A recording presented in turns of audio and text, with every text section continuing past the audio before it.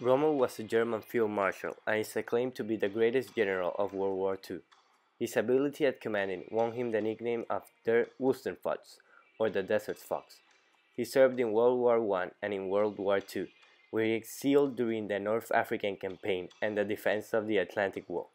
He commanded Army Group B, the Africa Corps, and the Area Tank Group. Commitment.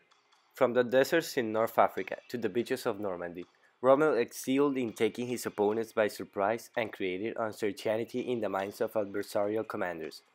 He inflicted fear and respect upon his enemies. He was committed to fight for Germany, not the Nazis. His plans were often startling, instinctive, and spontaneous, and not infrequently obscure, said Theodor Werner.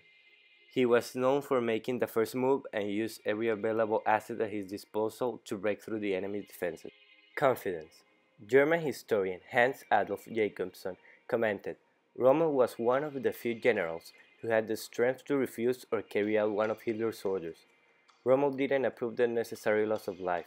Therefore, he would refuse any of Hitler's orders that could risk the lives of his soldiers, civilians, and captured enemies. He knew his actions were reasonable and the best way to preserve lives. Respectful and compassionate. During Rommel's time in France, Hitler ordered him to deport the country's Jewish population. Rommel disobeyed. Several times he wrote letters protesting against the treatment of the Jews. He also refused to comply with Hitler's orders to execute Jewish prisoners of war. While he implemented the construction of the many obstacles to strengthen the Atlantic Wall, Rommel directed the French workers were to be paid for their labor, and were not to be used as slave laborers. Chivalry. Rommel defied Hitler's orders once more when the Führer ordered to execute captured commandos. Rommel would send them to POW camps. He made sure captured POWs were given proper rations and treatment. During a British failed operation to kill him, one commander was killed by Rommel's guards. He ordered him to be buried with full military honors. Leadership. Rommel's men believed in him because he always made sure they were in good condition. He cared for them. His tactics were complicated and yet quite simple at the same time. He led the charge to battle and guided by example, thus gaining the trust of his subordinates as a respectful man.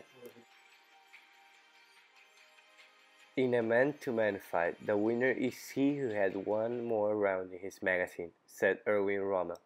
He knew that the one that would be victorious would be the one who prepared himself the most. Therefore, we have taken the following Rommel's attributes: his commitment to what he was doing, his chivalry and respect towards and for his opposition, his confidence on his actions, and his bravery at leading.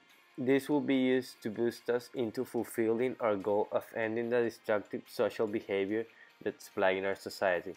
We will guide by example, doing what's correct, and at the same time, with the help of social media and government support, spread our lessons far beyond this documentary.